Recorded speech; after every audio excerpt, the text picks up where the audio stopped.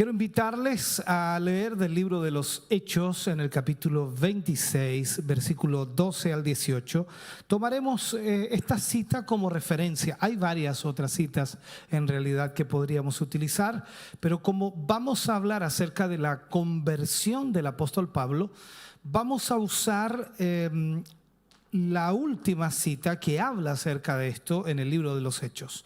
Hechos 26, versículo 12 al 18. Leo la palabra del Señor y lo hago en el nombre de nuestro Señor Jesucristo. Dice: ocupado en esto, iba yo a Damasco con poderes y en comisión de los principales sacerdotes, cuando a mediodía, oh rey, yendo por el camino, vi una luz del cielo que sobrepasaba el resplandor del sol, la cual me rodeó a mí y a los que iban conmigo. Y habiendo caído todos nosotros en tierra, oí una voz que me hablaba y decía en lengua hebrea: Saulo, Saulo, ¿por qué me persigues? Dura cosa te es dar coces contra el aguijón. Yo entonces dije: ¿quién eres, Señor? Y el Señor dijo: yo soy Jesús, a quien tú persigues. Pero levántate y ponte sobre tus pies, porque para esto he aparecido a ti, para ponerte por ministro y testigo de las cosas que has visto y de aquellas en que me apareceré a ti, librándote de tu pueblo y de los gentiles a quienes ahora te envío, para que abras sus ojos, para que se conviertan de las tinieblas a la luz y de la potestad de Satanás a Dios, para que reciban por la fe que es en mí perdón de pecados y herencia entre los santificados. Oremos al Señor. Padre, en el nombre de Jesús, vamos ante su presencia dando gracias en esta hora y momento. Agradecemos, Señor, el que nos permita poder tener su palabra a nuestra vida. Gracias por este tiempo, Señor, que sin duda disfrutaremos a través de esta palabra. En el nombre de Jesús, su bendición sea sobre cada uno de nosotros y sobre todos aquellos que están a través de estos medios de comunicación. En el nombre de Jesús lo pedimos. Amén y amén. Vamos a hablar entonces en el día de hoy la segunda lección de esta serie que hemos titulado Huellas y que va en la conversión del apóstol Pablo. Esta es la segunda lección. Sin duda alguna, la conversión de Pablo es la más famosa, y lo digo así, la más famosa de las conversiones de toda la historia de la iglesia. Y Lucas está tan impresionado con esta conversión que la narra en 3 ocasiones diferentes en el libro de los Hechos. Recordemos que Lucas es el escritor del libro de los Hechos. Él la relata primero en el libro de los Hechos, capítulo 9, versículo 1 al 22. Luego lo hace en el capítulo 22, versículo 6 al 16. Y luego la narra nuevamente en lo que acabamos de leer, Hechos 26, versículo 12 al 18. Estas repeticiones son especialmente llamativas si nos fijamos en que Lucas es un escritor cuyo estilo y característica en realidad es por la brevedad. O sea, es un escritor breve y también conciso. Pero, ¿por qué hizo que un hombre como Pablo, que odiaba por supuesto el nombre de Jesús, que perseguía y asesinaba a los cristianos, se hiciera uno de ellos y llegara incluso a ser el mayor propagador del evangelio o del cristianismo? Esa es la pregunta que nosotros nos hacemos, y que de hecho al escribir Lucas se da cuenta de esto tan extraordinario y tan maravilloso que Dios hizo en la vida de Pablo. La única respuesta podría ser aceptable, ¿no? Es que Saulo de Tarso se convirtió en un cristiano cuando el Señor Jesucristo se le apareció en su gloria. Eso es lo que nosotros vemos en la narración bíblica. Ahora bien, la conversión de Saulo de Tarso nos plantea algunas preguntas, y son varias en realidad que podríamos dilucidar a través de este tema. ¿qué es la conversión? Segunda pregunta podría ser, ¿es realmente necesaria la conversión? La tercera podría ser, ¿tiene que sucederle a todo el mundo de la misma manera? ¿Cómo tiene lugar la conversión? ¿Es algo repentino o es tal vez un proceso gradual? ¿Es algo que se va extinguiendo, apagando con el tiempo o es algo que realmente dura? Algunas aclaraciones previas sobre la conversión podemos verla, ¿no? Y podemos analizarla inmediatamente entrando dentro del tema, ¿no? La conversión de Saulo en realidad no fue un lavado cerebral. Algunos han argumentado que tanto la conversión de Saulo como la de infinidad de cristianos después de él se deben a un lavado de cerebros. E incluso puede que piensen hasta de usted que me está viendo eso mismo. Pero esto es algo que difícilmente se puede sostener. ¿Quién le lavó el cerebro a Saulo? Sería una pregunta que podríamos hacer, ¿no? En realidad, muchas de las explicaciones de orden físico y también psicológico que muchos han ofrecido tienen el propósito quizás de evitar la molestia o la idea de que el enorme cambio que tuvo lugar en Saulo lo produjo una revelación de Jesús. Y es lógico que les disguste, es lógico que les moleste, porque la conversión de Saulo o de Pablo en este caso es una importante evidencia a favor del Evangelio y de la resurrección de Jesús. Ahora bien, si no fue que el Señor le apareció en el camino de Damasco, como Pablo mismo afirmó en repetidas ocasiones, ¿qué otra explicación se podría dar al cambio que tuvo lugar en su vida? ¿Por qué tomaría Pablo la decisión de convertirse en un seguidor de Jesús si esto no le acarrearía nada más que problemas e incluso la pérdida de todo cuanto tenía? Él mismo lo dice. Lo más razonable entonces es pensar que Jesús de Nazaret, el que había sido crucificado y del que Saulo de Tarso pensaba que estaba muerto, realmente había resucitado. Y ahora le llamaba desde su gloria para que le sirviera. Entonces podríamos acuñar esta frase: la conversión de Saulo no es modelo exacto de la conversión de cualquier cristiano. Porque de hecho ninguno de nosotros fue perseguidor de la iglesia, al menos yo no. Tampoco odiaba a Jesús, tampoco. Entonces no puede ser mi conversión como la conversión del apóstol Pablo. Tenemos que saber distinguir entonces entre lo particular y lo universal en este tema. Por ejemplo, el viaje de Pablo de Jerusalén a Damasco, con la orden de detención que los sumos sacerdotes le habían dado para arrestar a los cristianos, y también viendo lo que sucedió en ese camino, el destello de luz celestial, la aparición del Jesús resucitado, que aunque él no lo vio físicamente, pero esa luz, de allí vino la voz. Ahora, la voz que le habló de forma audible, y su llamamiento, por supuesto, y el envío como apóstol a los gentiles. Todos estos son aspectos excepcionales de la historia y no se pueden considerar normativos. O sea, no es que le suceda a todo el mundo. En este tipo de cosas, entonces, cada conversión es diferente. Por ejemplo, en muchas ocasiones los perdidos se salvan mientras escuchan a un predicador o a un maestro exponiendo la palabra de Dios desde un púlpito, un altar, o a través de la televisión e incluso a través de la radio, hoy día a través de la internet. Otros vienen al Señor mientras están orando en una intimidad en sus hogares. En cualquier momento del día o de la noche, increíblemente, un pecador puede clamar al Señor Jesús con fe y ser salvo. Pero en todo caso, lo que sí es necesario y esencial es un encuentro personal con Jesucristo.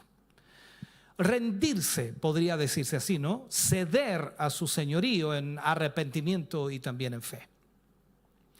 ¿Cuál fue la actitud de Saulo antes de su conversión? Miremos un poco esta historia, ¿no? Para Saulo, recordemos, Jesús de Nazaret no podía ser el Mesías anunciado por los profetas. Su posición social, su trayectoria y su doctrina no se ajustaban en lo absoluto con la idea que él tenía acerca del Mesías. Pero el argumento definitivo que demostraba de alguna manera o desmontaba, por decirlo así, esta hipótesis es que Jesús había sido crucificado. Un Mesías crucificado era una contradicción de términos para Saulo. Ya no era tanto si había sido justo condenarle o no, o morir en una cruz. Lo realmente importante para Saulo en este caso es que alguien que había sido colgado de un madero estaba bajo maldición de Dios, tal como explicaban las Escrituras, y lo leemos en Deuteronomio capítulo 21, versículo 23. Claro está entonces que los principios deben estar marcados en todo el proceso. Y cuando nosotros miramos, por supuesto, los discípulos y miramos a los primeros cristianos que afirmaban que Dios había resucitado a Jesús y que se les había aparecido vivo en diferentes ocasiones, pero Saulo no daba crédito a estas historias. Para él era mentira, invenciones interesadas, por supuesto, de sus seguidores. Para Saulo, Jesús era un impostor. Así que rápidamente se convirtió en un enemigo empedernido del cristianismo, perseguidor de la iglesia. Lucas lo retrata aquí en varias ocasiones en Hechos, mostrando la furia, mostrando también el odio que sentía contra el Señor. Lo vemos, por ejemplo, en Hechos capítulo 7, versículo 58, que dice: los que estaban apedreando a Esteban dejaron los vestidos a los pies de un joven que se llamaba Saulo. Luego en Hechos capítulo 8, versículo 1, y dice: y Saulo consentía en su muerte.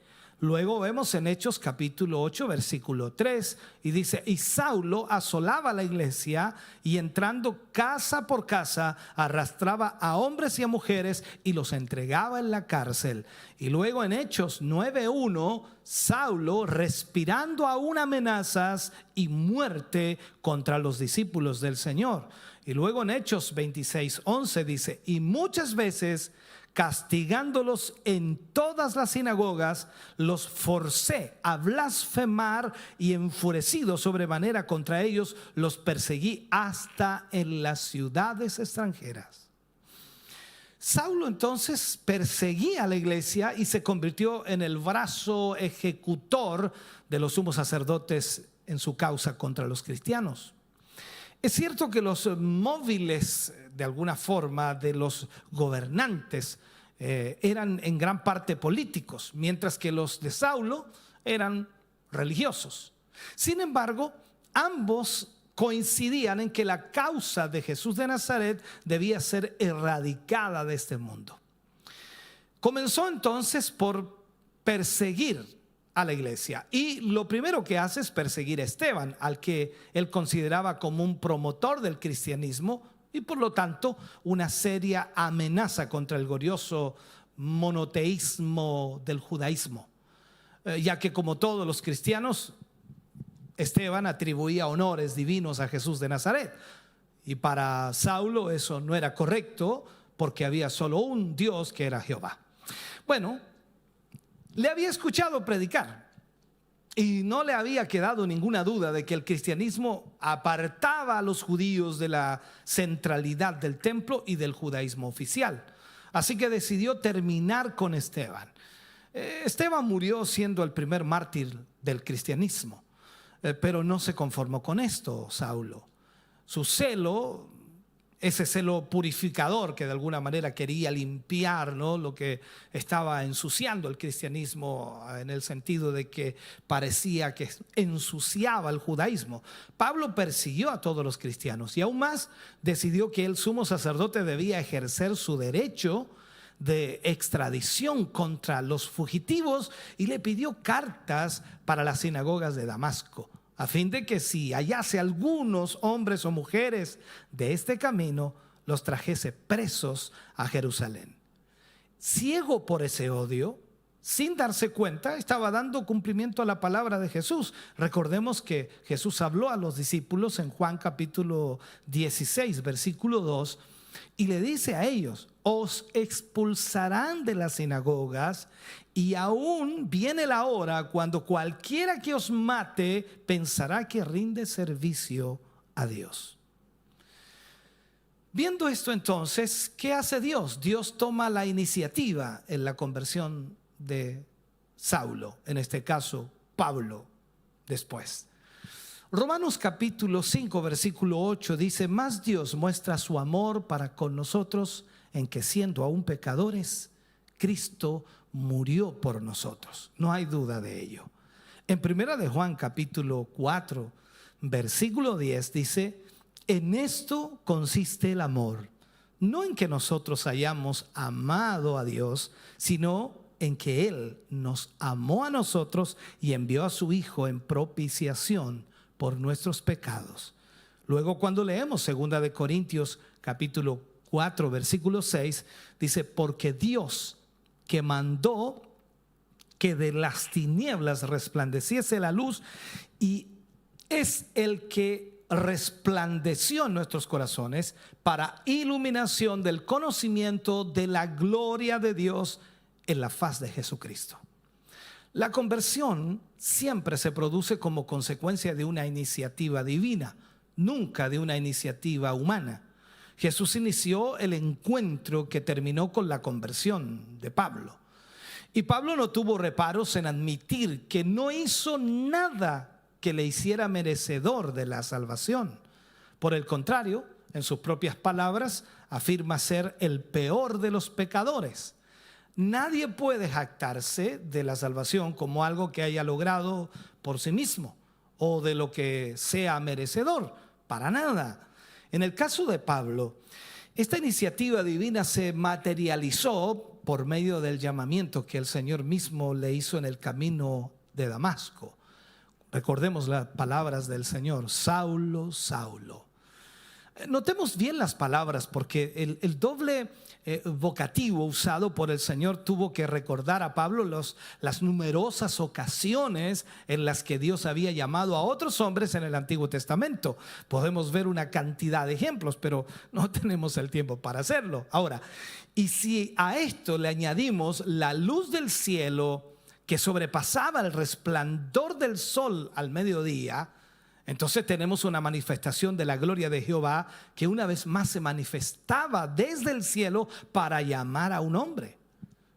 Por supuesto, no podemos saber con exactitud qué es lo que pasó en aquellos momentos por la mente de Pablo, pero no sería difícil imaginar que le recordara la revelación gloriosa que Moisés vio en la zarza ardiendo, en esa zarza que ardía en el desierto el día en que Jehová le llamó. Todo esto entonces tuvo que impresionar profundamente a Pablo, pero el golpe más fuerte todavía por llegar para Pablo se le dirigió, por supuesto, o lo hizo el interlocutor divino. Recordemos, ahí es importante. Recordemos que Pablo se dirigió a su interlocutor y le llamó Señor. ¿Quién eres, Señor? Y por supuesto estaba pensando en el Dios que se había revelado a través de todo el Antiguo Testamento. Pero ¿cuál sería la sorpresa cuando aquel que se acababa de reconocer, o al que acababa de reconocer como Señor, se identificó como Jesús de Nazaret? Recordemos las palabras: yo soy Jesús a quien tú persigues. O sea, a quien él consideraba como un ser indigno, un Mesías impostor, le dice: yo soy Jesús a quien tú persigues. O sea, Pablo estaba convencido de que Jesús de Nazaret estaba muerto y estaba sepultado, pero ahora comprendió que no era así, puesto que se le había aparecido resucitado con toda su gloria. Entonces se dio cuenta de que las palabras que Esteban había dicho antes de morir eran absolutamente ciertas. Cuando vamos al libro de los Hechos, capítulo 7, Versículo 56, y dijo: he aquí veo los cielos abiertos y al Hijo del Hombre que está a la diestra de Dios. Entonces la conversión de Saulo no fue el resultado de una acción obligada. Cuando el Señor se apareció a Saulo, no se le impuso esa conversión, ni le manipuló para que hipnóticamente tomara decisiones contra su voluntad. Notamos que a lo largo de todo el encuentro con el Señor, Saulo era capaz de hablar, incluso de discutir con total normalidad. El Señor le hizo una pregunta muy incisiva, muy directa: ¿por qué me persigues? Con la que apeló el intelecto a la razón y también a la conciencia de Saulo. Y Saulo contestó de una forma racional, consciente y libre con otras dos preguntas: ¿quién eres, Señor?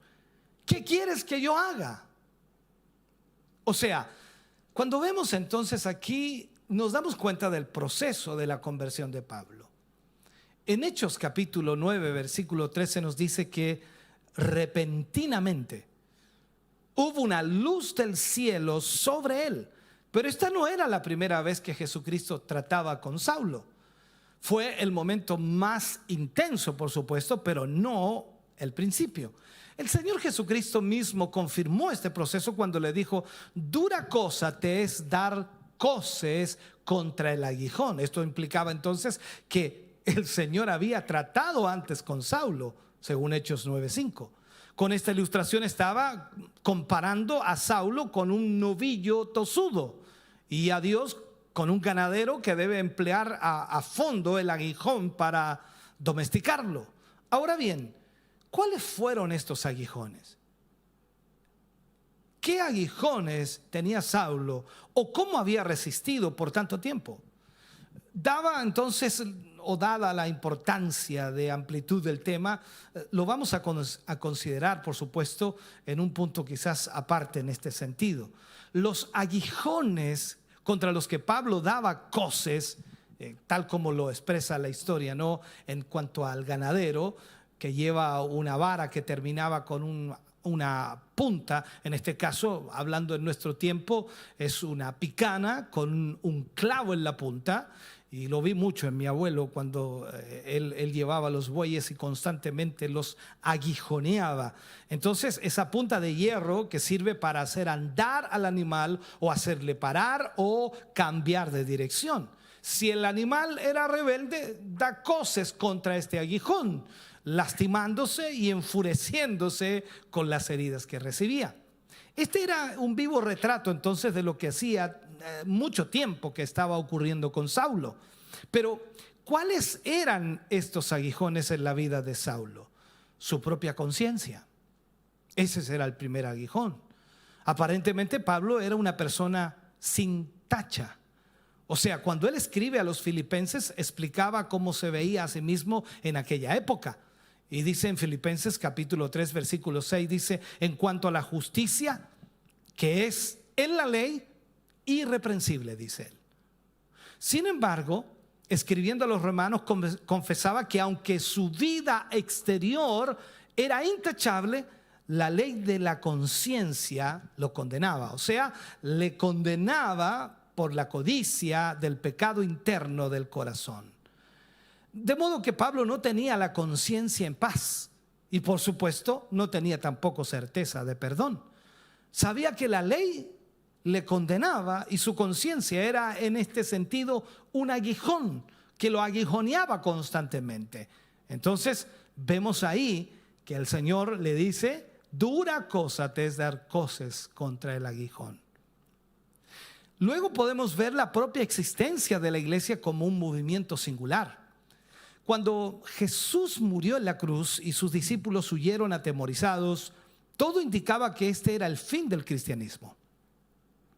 Sin embargo, la venida del Espíritu Santo puso en evidencia que Cristo había resucitado, y la conversión de miles de judíos en Jerusalén dio un vuelco radical a la situación.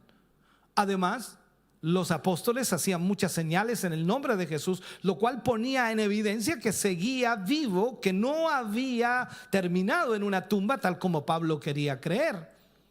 Por otro lado, el buen testimonio de la iglesia, cuidando de las necesidades de sus miembros y la determinación con la que muchos de ellos mantenían su profesión de fe en medio de la tremenda persecución, era algo que tenía que generar muchas dudas en la mente de Saulo y también en otros muchos de sus, ¿cómo llamarles?, correligionarios en aquel momento.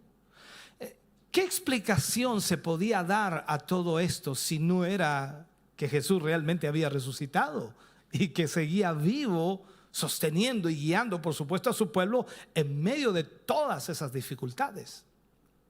Luego vemos otro aguijón, el mensaje de Esteban. Después de escuchar el mensaje de Esteban, Saulo dio su voto para que fuera apedreado. Pero, ¿qué hubo en este mensaje que despertara de tal manera el enojo de Saulo? La defensa de Esteban giró en torno a la relación de la fe naciente, esa fe cristiana, que por supuesto crecía y crecía, comparable con el judaísmo tradicional.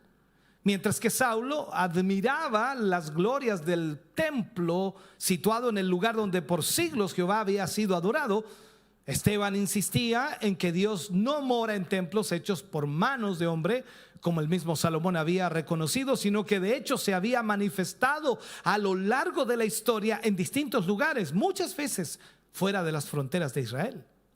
Por otro lado, Saulo insistía en la necesidad del rito de la circuncisión, pero Esteban demostró que Dios dio promesas a Abraham mucho tiempo antes de que el rito fuese instituido. Para Saulo, Jesús no podía ser el Mesías escogido por Dios, puesto que no había sido reconocido por los líderes de Israel. Pero Esteban demostró que desde el mismo comienzo de la nación judía, los padres se habían opuesto con violencia a cada iniciativa de Dios. José fue vendido por sus hermanos por celos. Moisés fue desechado por sus hermanos como libertador, y todos los profetas fueron perseguidos por los líderes de la nación. Saulo señalaba que la venida del Mesías sería un acontecimiento glorioso, pero Esteban citó a Moisés, los profetas, los salmos, para mostrar que el Cristo tenía que padecer. Para Saulo, nadie podía tomar lugar o el lugar de Moisés y la ley, pero Esteban citó al mismo Moisés cuando afirmaba que el Señor Dios levantaría un profeta más grande que él mismo. Aunque en ese momento Esteban no podía imaginarlo, acababa de sembrar una importante semilla en el corazón del principal opositor del cristianismo. Saulo pudo acallar la voz de Esteban, pero los argumentos bíblicos que había expuesto seguro que siguieron retumbando en la mente de Saulo por mucho tiempo. Entonces vemos aquí la muerte de Esteban como un aguijón. Pero si la exposición de Esteban había aguijoneado a Saulo y lo había hecho con dureza, la forma en la que murió no lo hizo menos. Después de su vigorosa defensa ante el Sanedrín, Esteban pidió perdón para sus asesinos mientras era apedreado por ellos, y entonces su rostro se iluminó como la faz de un ángel, y dijo que estaba contemplando a Jesucristo a la diestra de Dios. Aquella luz en el rostro de Esteban, su mirada que evidenciaba, por supuesto, que estaba viendo la gloria del Señor, su paciencia, su perdón, la paz con que murió, todo ello tuvo que afectar poderosamente a Saulo. Dura cosa te es dar cosas contra el aguijón. Los mismos cristianos a los que él perseguía, un nuevo aguijón. Después de la muerte de Esteban, Saulo descubrió que todos los seguidores de Jesús a los que él perseguía reaccionaban de la misma forma. Era como si les rodeaba o les rodease un poder sobrenatural que les daba el valor para mantener sus convicciones aún al precio de su propia vida. ¿Cómo podían ser estas personas enemigas de Dios si manifestaban esta pureza y amor? ¿Cómo podía ser todo esto una obra de las tinieblas? ¿Cómo podían sufrir de ese modo y al mismo tiempo tener paz que ni el mismo Saulo tenía? Seguro entonces que Saulo no podía encajar todo esto y mientras tanto su conciencia seguía siendo aguijoneada. El otro aguijón era lo que sabía de Jesús de Nazaret. Aunque Saulo consideraba a Jesús de Nazaret como un impostor, sin embargo, toda la información que circulaba sobre su vida y obra y todo su resultado le inquietaba. Era inquietante para él. Había cientos de personas que todavía estaban vivas y daban fe de que Jesús les había sanado durante su ministerio terrenal. También la belleza y autoridad de sus enseñanzas, su compasión al servir a los pobres, la amabilidad de su carácter, pero especialmente el testimonio de muchos que afirmaban haberlo visto vivo después de su muerte. Toda esta evidencia era demasiado contundente como para seguir rechazándola. Es muy probable que el fanatismo con el que Saulo estaba actuando fuera una forma de compensar sus dudas interiores. Su mente se hallaba en medio de un torbellino y él constantemente trataba de zafarse con violencia y eso le aguijoneaba constantemente y se hería con ese aguijón de Jesús. Ahora, ¿cuál es nuestra propia experiencia? La experiencia de Saulo no es única. En cierto sentido, es seguro que en algún momento de nuestras vidas nosotros también hemos sentido el aguijón y la llamada de Jesucristo, aun cuando quizá no hayamos reconocido que era Él. Puede haber sido al leer o al escuchar la palabra de Dios que nos llama al arrepentimiento y a la fe. Tal vez nuestra conciencia nos ha acusado recordándonos lo que hemos pensado, dicho o hecho. Quizá nos hemos llegado a sentir vacíos, deprimidos, sin encontrar sentido a nuestra vida, aunque quizá lo tengamos todo. Puede que Dios haya llamado nuestra atención por medio del dolor de una enfermedad, por una pérdida, un fracaso en el negocio o situaciones adversas que se repiten una detrás de otra. Lo que es indudable es que el Espíritu Santo obra en nosotros de muchas maneras para llevarnos a Cristo constantemente. Al igual que con Saulo, Dios hará todo lo que haga falta para colocarnos en un punto de absoluta dependencia de Él.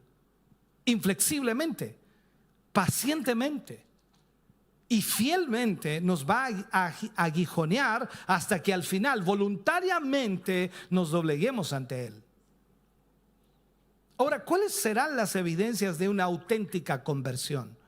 ¿Cómo sabemos realmente cuando alguien realmente se convierte? Por mucho tiempo el Señor había estado aguijoneando a Saulo sin lograr doblegarlo. Pero la revelación de su gloria en el camino a Damasco fue decisiva. En aquel momento todo comenzó a cobrar sentido y se produjo una profunda revelación que afectó todo el ser de Pablo. Cuando los hombres que iban con Saulo se recobraron, vieron que había perdido la vista y tuvieron que conducirle hasta la ciudad. ¡Qué cambio tan radical! En lugar del orgulloso fariseo que caminaba por las calles con aires de inquisidor, de grandeza, ahora era un hombre humillado, afligido, tembloroso, andando a tientas, necesitado de una mano que le guiara porque estaba ciego. Luego, cuando llegó a la posada y se quedó solo en medio de la oscuridad, empezó a orar y fue entonces cuando tuvo lugar el verdadero cambio interior en su vida. Fue una verdadera crisis de su intelecto, de su voluntad, de sus emociones, que transformó toda su vida y sus actividades posteriores. Consideremos algunos de los cambios que se produjeron en Saulo inmediatamente, por supuesto, después de su conversión, que afectaron totalmente su relación con Dios, con la iglesia y con el mundo. Lo que vino a Saulo es una nueva relación ahora con el Señor Jesucristo. Hasta ese momento él había sido enemigo activo del Señor Jesucristo. De acuerdo a Hechos 26, versículos 9 y 10, dice: yo ciertamente había creído mi deber hacer muchas cosas contra el nombre de Jesús de Nazaret, lo cual también hice. O sea, veamos lo que aquí está diciendo Saulo. O sea, aquella luz que había resplandecido en el camino de Damasco le despertó súbitamente a la realidad de que en lugar de servir a Dios, estaba obrando en contra de él, destruyendo aquello por lo cual su hijo había vertido lágrimas y sangre. Persiguiendo a los cristianos, estaba persiguiendo al Hijo de Dios. Este fue un descubrimiento terrible y abrumador. Fue entonces cuando Saulo reconoció por primera vez el señorío y la autoridad de Jesús. Cuando leemos en Hechos capítulo 9, versículo 6, dice: él temblaba. Él temblando y temeroso, dijo: Señor, ¿qué quieres que yo haga? Y el Señor le dijo: levántate y entra a la ciudad y se te dirá lo que debes hacer.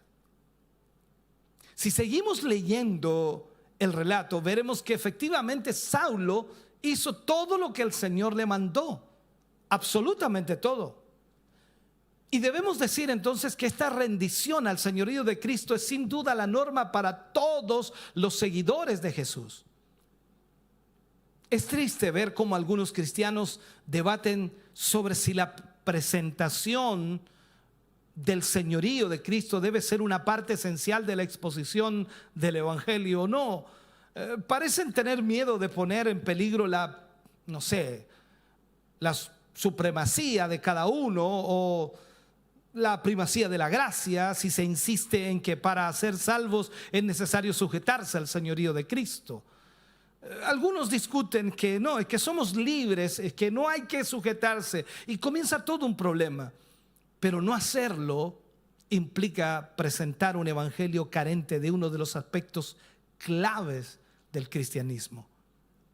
Ahora bien, veamos, debemos notar cuál era la razón por la que Pablo se sujetaba al señorío de Cristo después de su conversión. Antes de su encuentro con el Señor, Saulo se esforzaba por obedecer a Dios con el propósito de alcanzar la justificación por las obras de la ley. Pero una vez que creyó en Jesús, fue justificado inmediatamente. Por lo tanto, la razón por la que servía y obedecía al Señor era porque había quedado fascinado por su gloria y por su gracia. Ya no intentaba ganar el favor de Dios, sino simplemente mostrarle su agradecimiento. Ojalá logre entender lo que acabo de decir. Podemos imaginarnos los pensamientos de Saulo. Aunque él era un enemigo empedernido de Jesús y había dedicado los últimos años de su vida para hacer todo el daño que pueda o que pudo a la causa de Jesús, sin embargo, cuando el Señor se le apareció en el camino a Damasco, lo hizo sin ningún deseo de venganza. Alguien dijo por allí: es que lo tiró del caballo, por eso se vengó el Señor, le pegó un porrazo. No lo hizo con ningún motivo de venganza. No buscaba retribuirle por lo que había hecho contra él. Por el contrario, le mostró su divina benignidad, su bondad, su amor. Durante el resto de su vida no pudo olvidar esto. Y de aquí surgió una devoción personal por Cristo que le llevó a servirle apasionadamente hasta el fin de su vida. se deleitaba en llamarse esclavo de Jesucristo y toda su ambición era dar a conocer a Cristo en todo el mundo. Tampoco le importaba sufrir por Cristo. De hecho, lo consideraba un alto honor sufrir. Sabía que Cristo lo había dado todo por él y ahora no quería reservarse absolutamente nada para sí mismo. Su anhelo era parecerse cada día más a Cristo, agradecer a Cristo, que Cristo se formara en él, que Cristo viviera en él, que su vida fuera de olor grato para Cristo. Por lo tanto, podemos decir que Pablo se sujetó al señorío de Cristo porque había sido ganado por su amor y por su gracia. Pero en otro sentido, también es importante subrayar que le obedecía porque había llegado a reconocer la deidad de Jesús. Notemos que se dirige a Jesús llamándole Señor, que era la palabra griega con la que se traducía del hebreo la palabra Jehová. Por supuesto, un judío ortodoxo como Saulo nunca utilizaría el término Señor para referirse a nadie más que a Dios. Pero allí Saulo se dio cuenta que era Dios quien estaba en esa luz. Así que cuando se refirió a Jesús como el Señor, él está diciendo de alguna manera, o está haciendo una tremenda afirmación de su deidad. Así que Saulo aceptó que Jesús era Dios y consecuentemente se rindió a su voluntad. De hecho, llegó a escribir que nadie puede ser auténtico cristiano si no cree y confiesa la plena deidad de Jesús y se somete a él.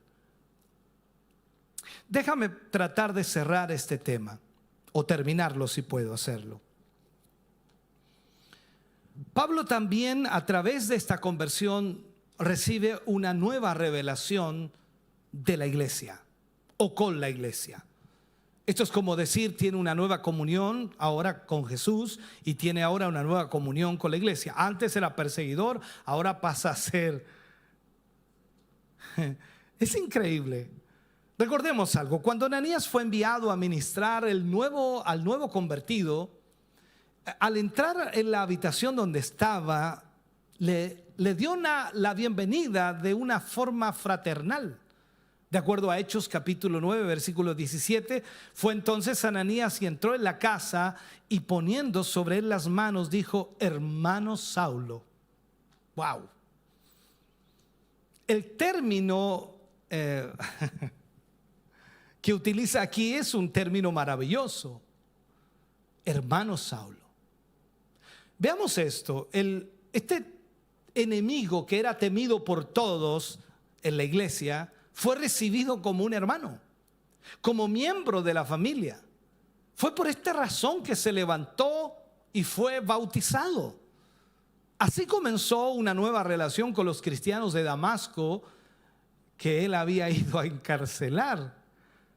Y lo mismo hizo cuando fue a Jerusalén. De acuerdo a Hechos 9:26, cuando llegué a Jerusalén, trataba de juntarse con los discípulos. Entonces, otro resultado de la conversión es la identificación o aceptación y comunión con la iglesia de Cristo.